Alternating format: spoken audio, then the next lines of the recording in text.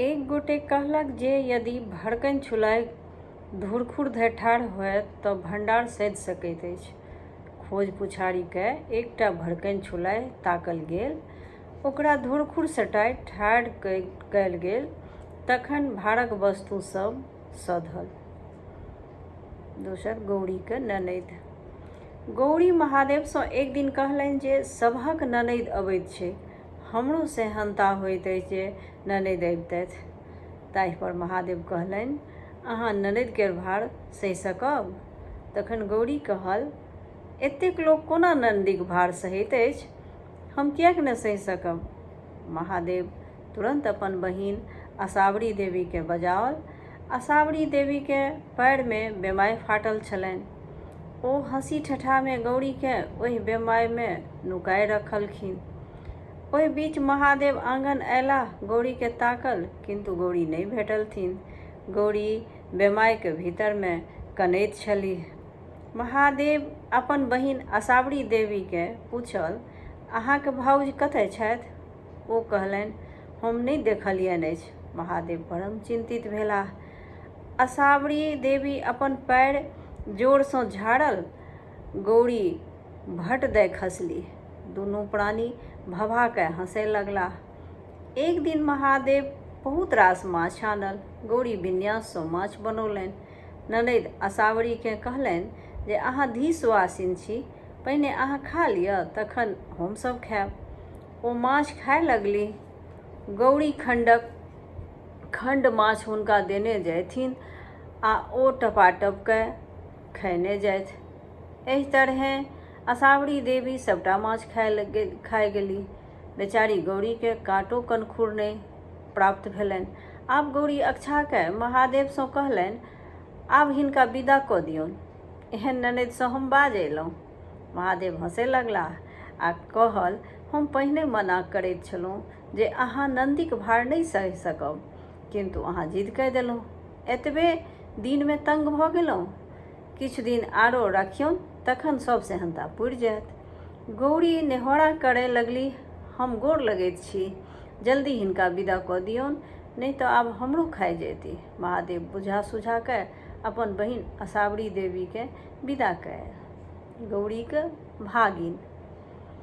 महादेव सँ पुनः गौरी एक दिन कहलनि, हे नाथ, सभक भागिन अबैत जाइत छैक, मामी सँ हंसी खेल करैत छैक, हमरो तकर बड़ सेहनता होइत अछि। महादेव बिहसैत कहलनि, नन्दीक सेहनता तऽ नीक जकाँ पुरि गेल, आब भागिनीक सेहनता पुरि जायत, मुदा हमरा बाद में उल्हन नहि देब। गौरी गंगाजल भरय गेली। खूब जोर पूर्वा पछवा बहय लागल। हुनका अपन कपड़ाक सम्हार नहि रहनि। कतबो सम्हारैत तैयो आँचर उधिया जानि। गौरी लाजे कठोत होमय लगली। ओ महादेव सँ कहलनि, देखू तऽ हमरा ई बसात आब बेनग्न कइ देत। महादेव कहलनि, ई बसात पूर्वा पछवा अहाँक भागिन छथि, ई लोकनि अहाँक सेहनता पुराय रहल छथि। दुनू गोटे मिल कऽ अहाँ सँ हंसी ठट्ठा आ धृढ़ता करैत छथि। हँसि कऽ गौरी कहलनि, इह, जहिना अहाँक पार केओ नहि पाबि सकैत अछि, तहिना सर संबंधी आ बहिन भागिनक पार केओ नहि पाओत। आब अपन भागिन के हटाउ। महादेव क इशारा सँ बसात रुकि गेल। गौरी छिनारि। दोसर कथा। एक समय में महादेव के गौरी कहलथिन, हे महादेव, अहाँ त्रिलोकीनाथ छी, अहाँ चोरनी आ छिनारि के कोनो चिन्ह किएक नहि दैत छियै? अहाँ तऽ सब किछु कहि सकैत छी। महादेव कहलनि, हम अहाँक बात मानल, मुदा ककरा कोन चिन्ह देल जायक से अहीँ कहू। गौरी कहल, छिनारि के सींग आ चोरनी के नांगरि दियौक। एक दिन गौरी सँ महादेव कहलनि जे आइ हमरा माछ खयबाक इच्छा होइत अछि, अहाँ माछ खुआउ। गौरी माछ लाबय गेली। मलह टोली में माछ नहि भेटलनि तऽ ओ धारक कात विदा भेलीह। ओतय महादेव स्वयं मछुआरक रूप में माछ मारैत रहथि। गौरी मछुआर सँ कहलनि, हो मछुआर, माछ छह, की भाव देबहक? मछुआर कहलक, आइ हमरा बेचक नहि अछि। यदि अहाँके माछ लेबाक बड़ खगता अछि तऽ हमर मोनक बात पूरा कऽ दिअ, हम मंगनिये में माछ दऽ देब। ओ अनुचित बात कहलकनि। गौरी असमंजस में पड़ि गेली। माछ कतहु नहि भेटलनि आ महादेव के आइये माछ खयबाक इच्छा छलनि। ओ हुनक इच्छा पुरेबाक प्रयास में छलीह। एहि बीच गौरी के माथ पर सिंह उगि गेलनि। ओकरा कतबो झाँपैत तऽ ओ बढ़ले जानि। महादेव हंसैत बजला, आइ तऽ अहाँ देखारि भऽ गेलहुँ। गौरी लजा गेली। ओ कहलनि, हे महादेव, अहाँके पार के पाबि सकैत अछि जे हमरासँ कराबी। गौरी चोरनी। एक दिन महादेव हड़बड़ायल अयला आ गौरीसँ कहलनि जे हमरा जल्दीसँ भोजन कराउ, बहुत आवश्यक कार्य अछि। ओहि समयमे गौरीकेँ दीर्घ शंका लागि गेलनि।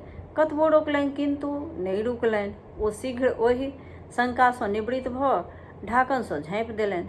महादेव झाँपल वस्तुकेँ देखि कऽ गौरीसँ पूछल जे चोरा कऽ ई की रखने छी।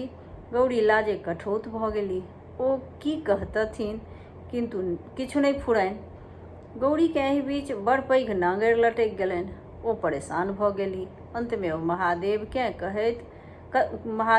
कतेक उचती मिनती कयलनि, हे महादेव, आब अपन भावट समेटू। हम जे किछु अहाँके कहैत छी से हमरहि पर बजारि दैत छी। ई छल 10म दिनक कथा समापन।